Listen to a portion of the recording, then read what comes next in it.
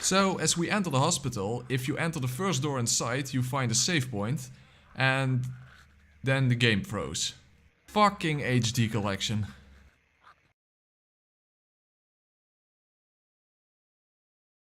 Alright, welcome back to my Silent Hill 3 knife only hard difficulty guided walkthrough. And we finally made it to the town of Silent Hill itself. And in this episode we're going to go through the hospital, which includes the boss fight against Leonard Wolf. It's going to be a bit more difficult to avoid damage in this part of the game, because we're mostly going to move through small corridors, and as soon as you get in the alternate version of the hospital, the halls will be filled with those annoying crawling creatures, and most of the time you will hardly even be able to see what is going on. But first we need to get to the hospital, of course. Which is pretty straightforward. There are several dogs in the streets, and I don't think I need to repeat again my stance on dogs in video games. And of course, nice frame rate again, because of this being the retarded HD collection.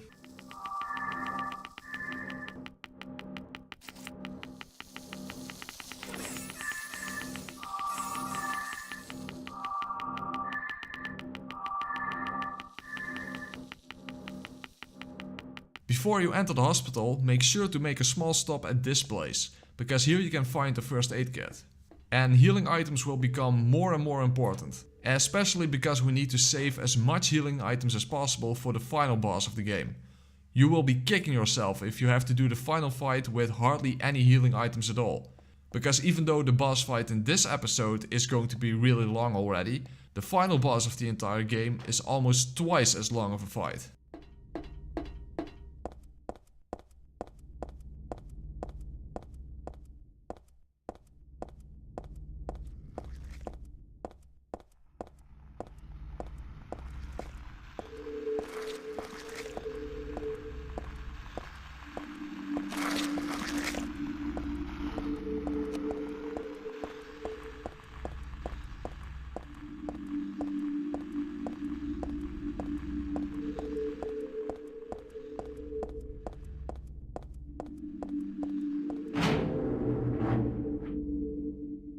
So, if the game doesn't freeze, there is a save room immediately after entering the hospital, and that's also the room where you find the map and some health drinks.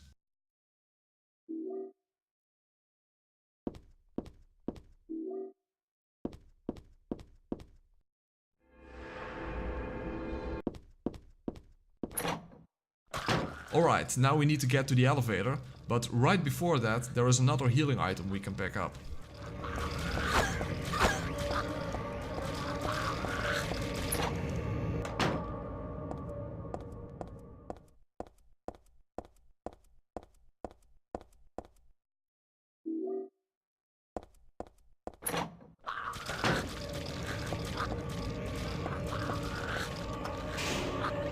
Okay, the correct route is as follows. Second floor for the nail polish remover and the camera, and then to the first floor for the key to the stairwell, then the basement for the door code, and then to the third floor for the cutscene where we talk to Leonard. So basically the order of floors is 2, 1, B, 3.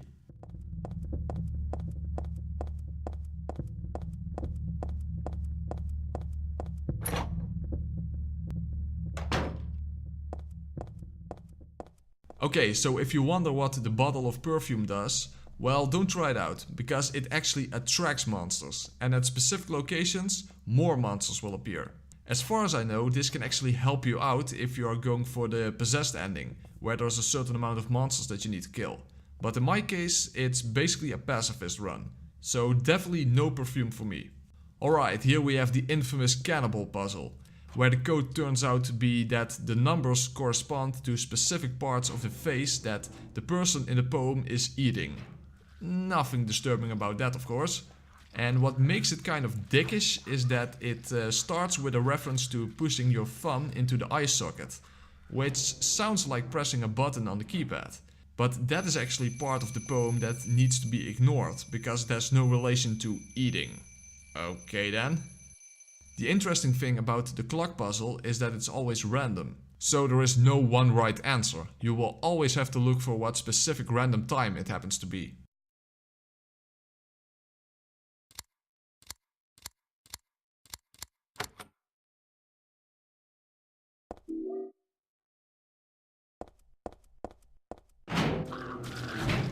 It is very important to be especially careful around nurses holding guns, because if you get shot, your life will probably go from full to red.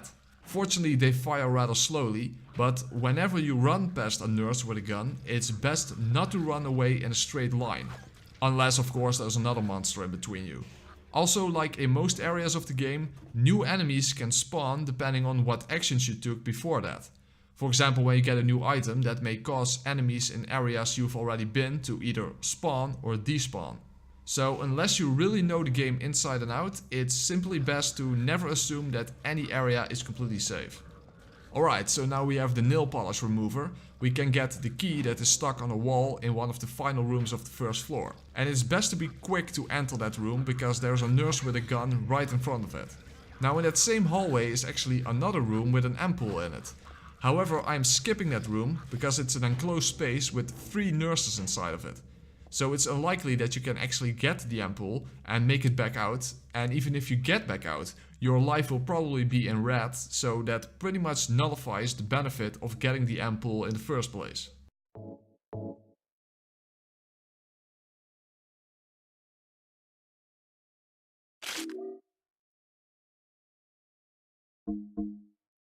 As I said in the previous episode, it may look like I have more than enough healing items, but you can go through them rather quickly, and there's a fixed amount in the entire game. And especially during the final 2 boss fights, you are going to need a lot of them. So you pretty much cannot have too much healing items. Chances are you will hardly have any left at the very end of the game, even if you get all of them. Alright, so now we have access to the basement, and that's where we're going to use the camera that we got from the suitcase from the clock puzzle. Other than that, the basement is where you find the machine gun. But as painful as it might be to leave it behind, we are going to leave it behind. Knife only.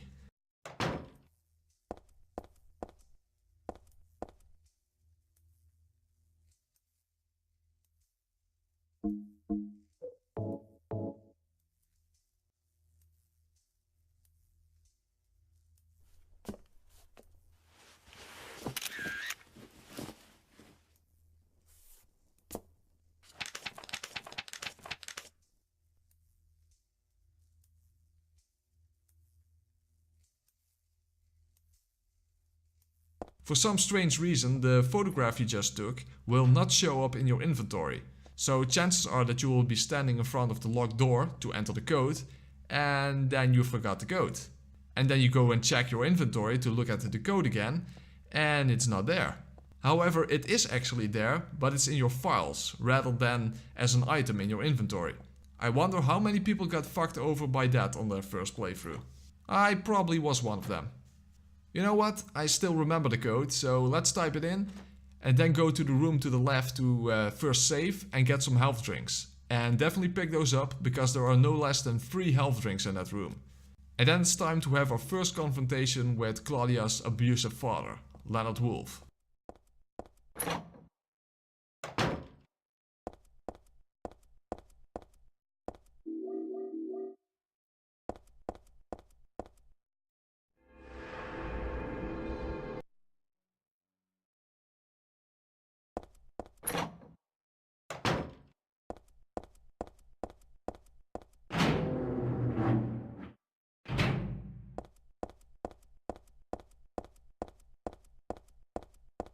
I actually forgot which room was the right one, and for some reason there's another room here that is unlocked. However, it is completely empty, so I suppose that on normal and easy there is some ammunition or healing items in this room. But on hard difficulty it's clearly empty.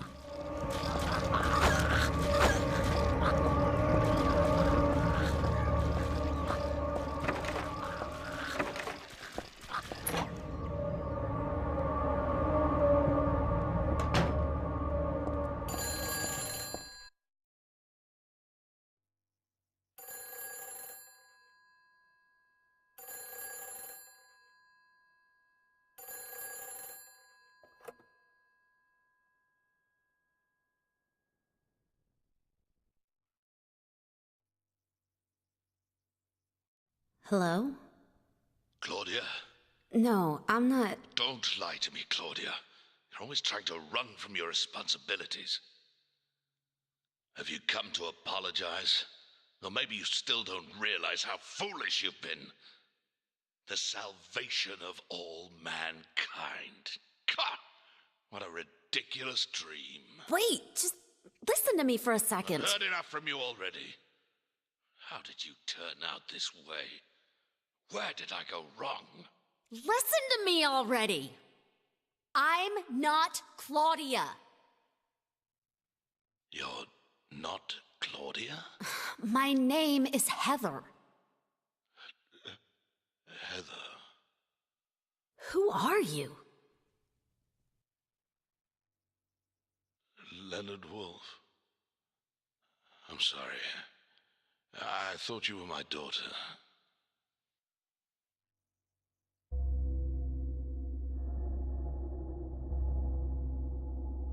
Claudia is your daughter? Oh, so you know her, do you?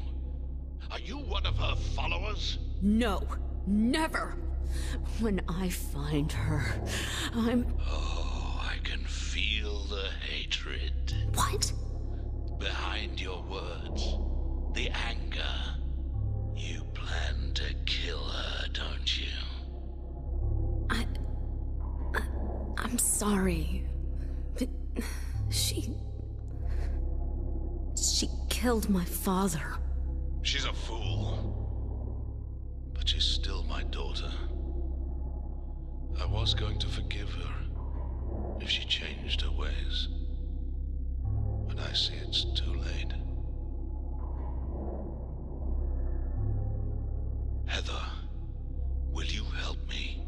Help you? I'm locked up in here, and I must stop Claudia. Where are you now? I'm not sure myself, but the door is at the end of the hall on the second floor. I think I can be of help to you. I have a seal. Please. A seal?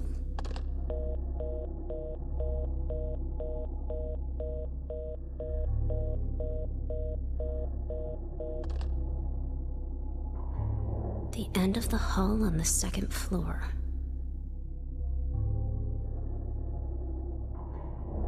Okay, so that was Leonard Wolf, who will turn out to be the boss of this area.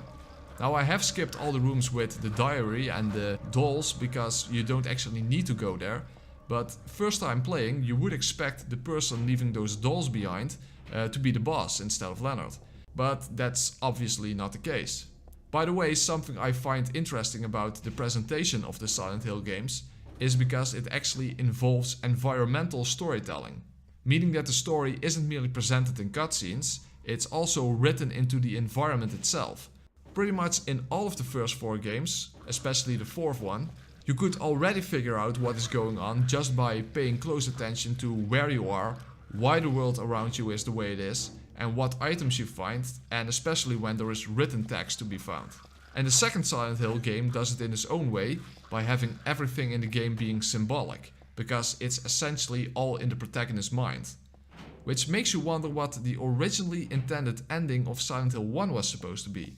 Because due to this game, the canon ending has to be the regular good ending, where Sybil Bennett dies and Cheryl is reincarnated as a baby, which grows up as Heather. But when the only Silent Hill games were 1 and 2, it's actually more likely that the bad ending was the real ending. Because in that ending the entire game was essentially Harry's dying hallucinations after the car crash. So it's at least a possibility that that was the original intended ending. I guess we'll never know how it was meant to be at that time.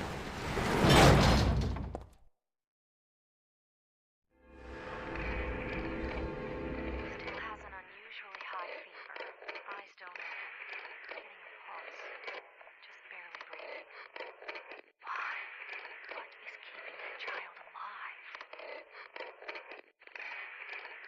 Yes indeed, that was Lisa from the first game. It was such a memorable scene where she died, or better said, where she realized that she was already dead. Especially because of the great music. I'm pretty sure I wasn't the only one who, after that scene, just stood there in the hallway listening to the music and feeling sorry for her. The creature turning the valve is not just a creepy part of the background, that's actually a named character who is to some extent this game's version of Pyramid Head. Well, not exactly of course, His name is Valtiel, if I pronounce that correctly, and just like the sirens in the first game marked the transition to the otherworld, so does Valtiel turning a valve mark that transition in this game. So now we enter the alternate version of the hospital, and things are getting really fucked up. Because now everything will be way too dark to see and the ground is just crawling with those annoying enemies that constantly try to tackle you. So avoiding damage is, well, not really happening, basically. This is a part where I'm glad that I did a practice run before recording this, because it's pretty much essential that you know exactly where to go. If you have to backtrack or get to places where you don't need to be, you are simply going to take way too much unnecessary damage.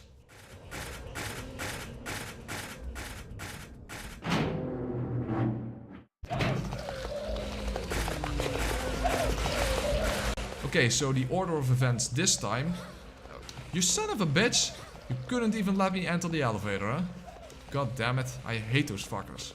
So the order of events this time is to first get to the second floor to get an empty plastic bag from a trash can, then return to the third floor where we just came from to fill the plastic bag with blood, then to the third floor basement to solve the puzzle with the corpses to get a key, and then to the first floor where that key gives us access to where the room is, where we can use the bag of blood in a ritual that grants us access to the boss fight against Leonard.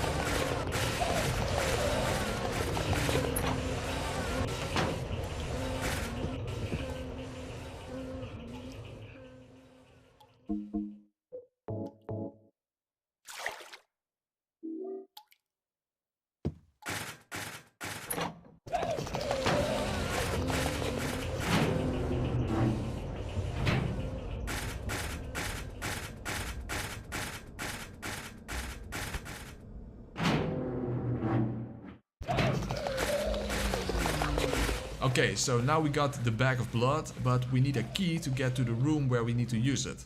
There's another cryptic puzzle involving corpses and birds this time. The code is always the same, so once you solved it one time, the code is never going to change. The key you get unlocks a door on the first floor, so that's where we're going next.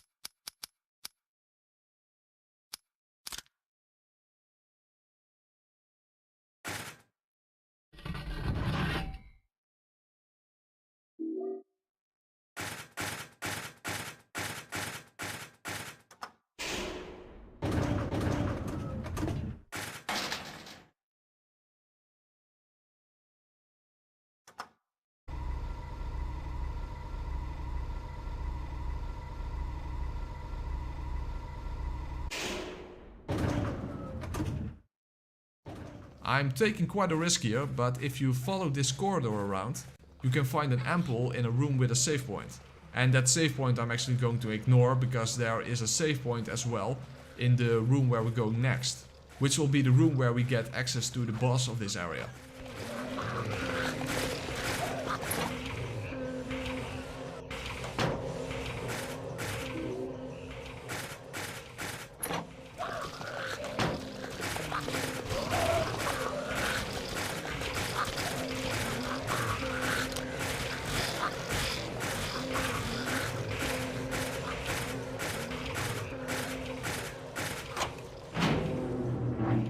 Okay, be careful in this room, because there isn't much space to move around and there's a nurse right in front of the door. So carefully approach her and then quickly enter the door.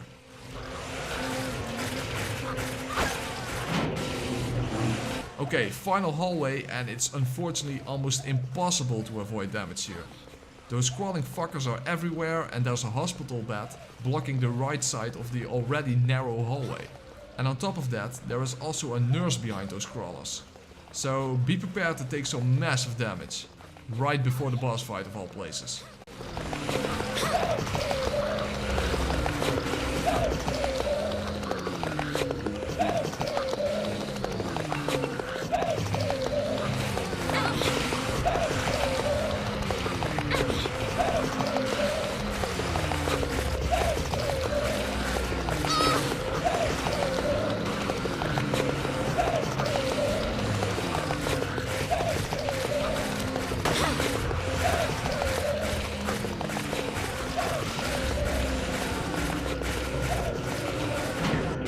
Well, I barely survived that shit show, so I basically wasted the ample I just got on this floor. But at least we made it to the final room. Here you can use the bag of blood and save the game, and then it's time for another very lengthy boss fight.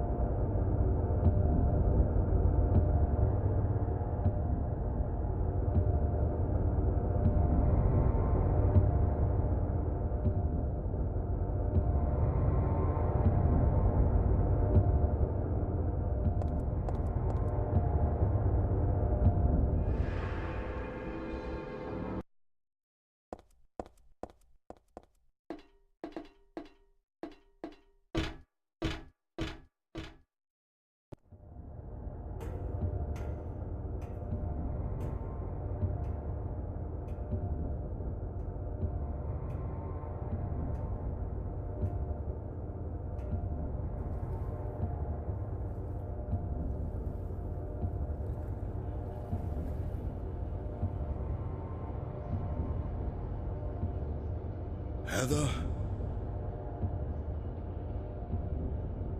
Yeah? Leonard, where are you? Thank you. Now I can finally leave here. Now Claudia's ridiculous dream is over. Well, I guess it's time to dispose of her. The salvation of all mankind. God!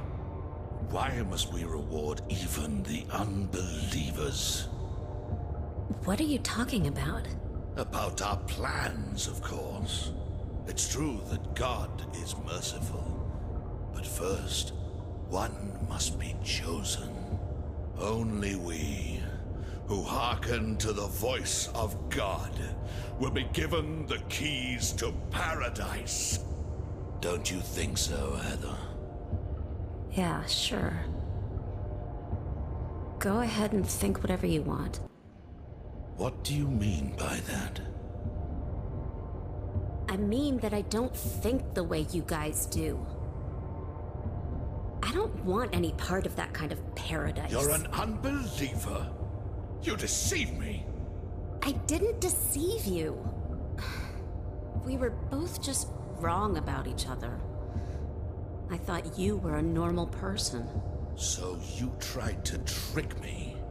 So you could run off with my seal, huh? Heretic! You plan to destroy God! I told you I wasn't trying to trick anyone. What is this seal thing anyway? Oh, don't play innocent. You can't fool me anymore. The seal is mine. I was appointed by God to be its guardian. The only thing you'll get from me is a gruesome death.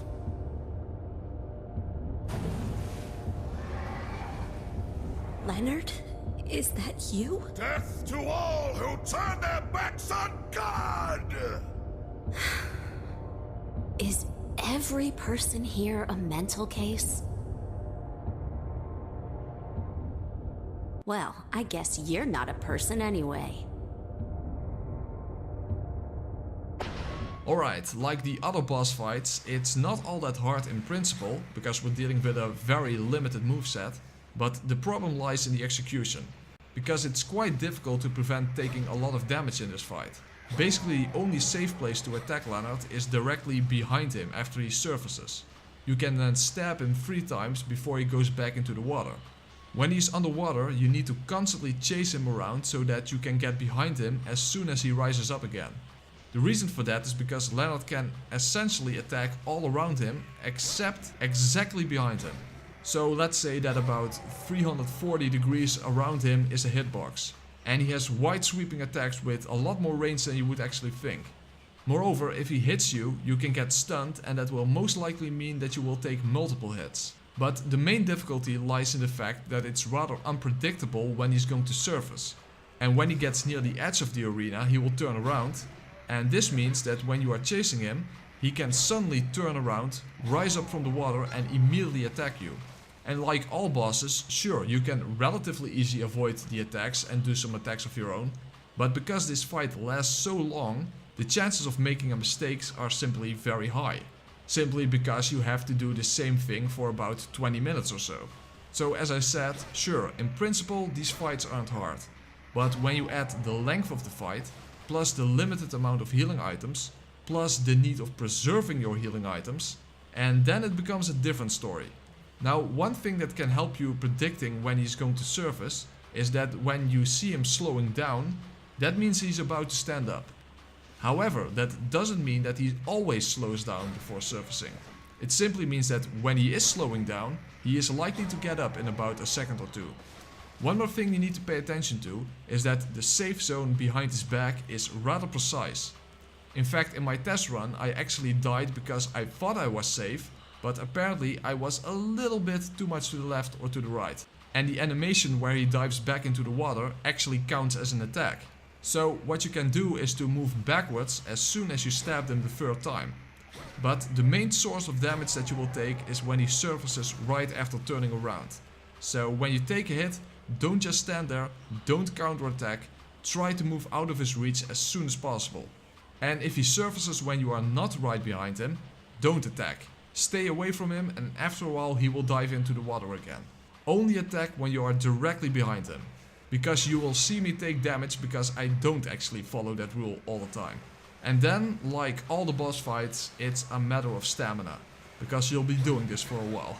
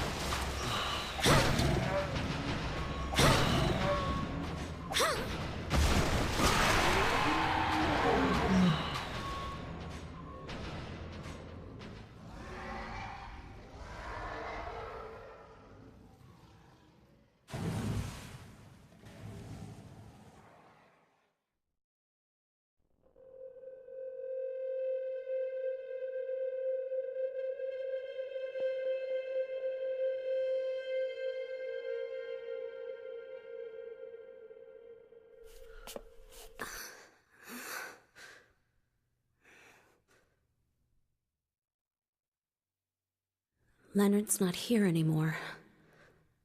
I guess I should head back to the motel now.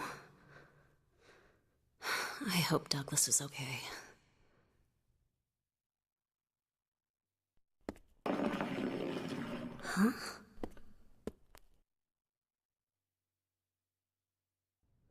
What's this? Alright, we made it. But that was anything but a perfect fight. I took quite a bit of damage. And the next two boss fights are going to be much harder than this one.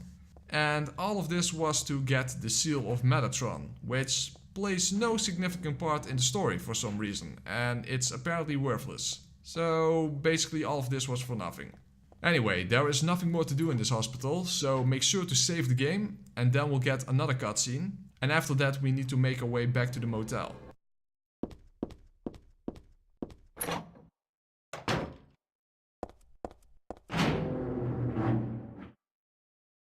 Why did you send her to my father? Was that wrong? It's your fault that he... But surely it's a good thing. It means he was one of God's beloved, no? Those who mock God will never receive salvation. You'll go to hell, Vincent. You'll never feel the joy of God's everlasting paradise. And you think God is going to save you? Ha! What do you know anyway?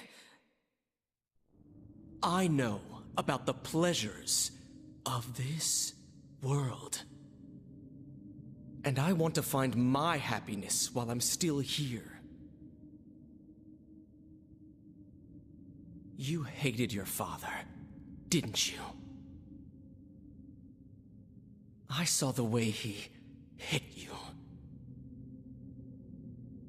kicked you, and made you cry. Oh, the memory of his cruelty is forever burned into my mind. Yes, yes, and that's why we need God. What you call faith is nothing more than a child crying out for love. That's why you're all alone. You don't understand. None of you do.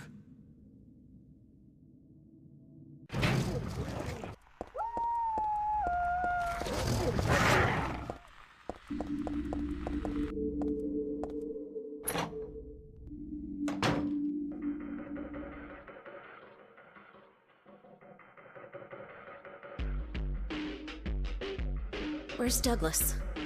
He went out. But he left a message for you. Was there someone else here just now? No. Just me. Don't you want to know what the message is? Yeah? What did he say? The church is on the other side of the lake. Church. I wonder what he meant by that. You don't understand? That's where Claudia is. Across the lake, on the north side. If you're going, you'd better go through the amusement park.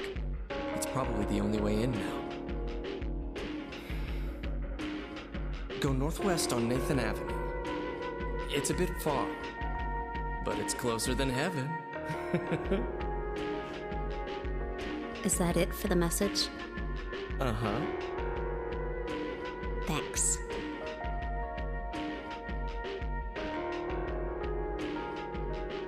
Douglas really said that? What's wrong? You don't trust me?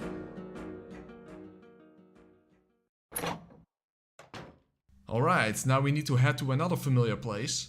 The hospital was also featured in Silent Hill 2, and now we are going to the amusement park, a location where Harry Mason has been in the first game. All you need to do is follow a straight road from the motel. So in the next episode we are going through the amusement park, And we're going to have a knife versus knife fight with the memory of Alessa. So basically a fight with ourselves. So thanks for watching, leave a like and subscribe if you haven't already, and I hope to see you back in the next episode.